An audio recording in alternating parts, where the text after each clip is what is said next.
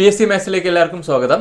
നമ്മുടെ ഇന്നത്തെ ചോദ്യം, രണ്ടു സംഖ്യകളുടെ തുക 10, അവയുടെ ഗുണനഫലം 20 എങ്കിൽ സംഖ്യയുടെ വ്യുൽക്രമങ്ങളുടെ അതായത് റെസിപ്രോക്കലുകളുടെ തുക കാണുക എന്നുള്ളതാണ്. ഓക്കെ, അപ്പോൾ ചോദ്യം ഒന്നുകൂടെ വായിക്കാം.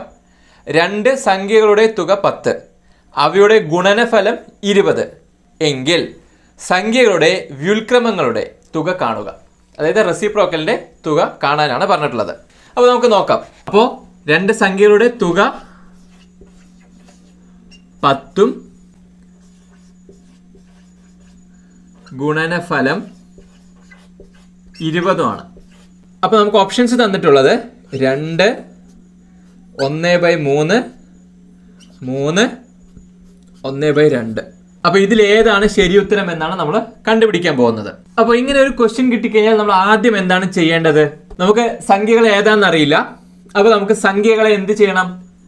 X എന്നും Y എന്നും എടുക്കണം. ഇതാണ് ആദ്യത്തെ സ്റ്റെപ്പ്. അപ്പോൾ അറിയാത്ത ആ രണ്ട് സംഖ്യകളെ X ആയിട്ടും Y ആയിട്ടും എടുക്കാം. എന്നിട്ട് തുക എത്രയാണ്?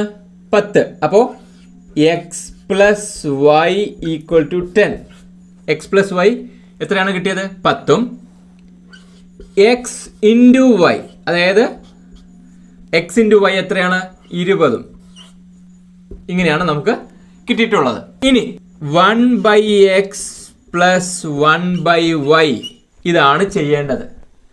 1/x + 1/y 1/x + 1/y. അപ്പോൾ ഇനി ഇതെങ്ങനെ സോൾവ് ചെയ്യാം?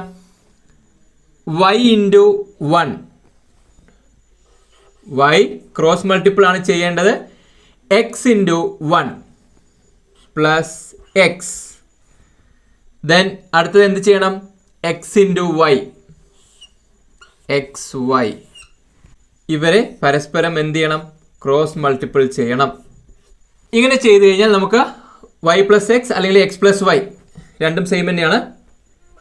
x + y / xy എന്ന് കിട്ടും. ഇങ്ങനെ കിട്ടിക്കഴിഞ്ഞാൽ അടുത്ത സ്റ്റെപ്പ് എന്ത് ചെയ്യണം? x + y എത്ര തന്നിട്ടുണ്ട്? 10 നമുക്ക് കിട്ടിയിട്ടുണ്ട്. x × y എത്രയാണ്? 20. 10ഉം 20ഉം. അപ്പോൾ x + y മുകളിൽ 10 വരും by xy. xy means x × y. അപ്പോൾ എത്രയാണത്? 20. അപ്പോൾ നമുക്കത് എങ്ങനെ എഴുതാം? 1/2 എന്ന് എഴുതാം.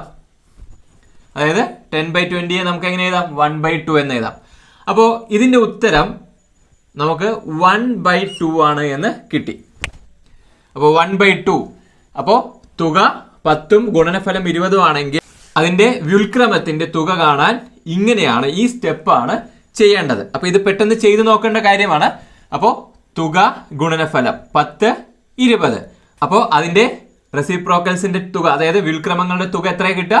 1/2. അപ്പോൾ 1/2 ആണ് ശരി ഉത്തരം. അപ്പോൾ ഇത് നിങ്ങൾക്ക് നന്നായി മനസ്സിലായിട്ടുണ്ടാവുമെന്ന് വിചാരിക്കുന്നു.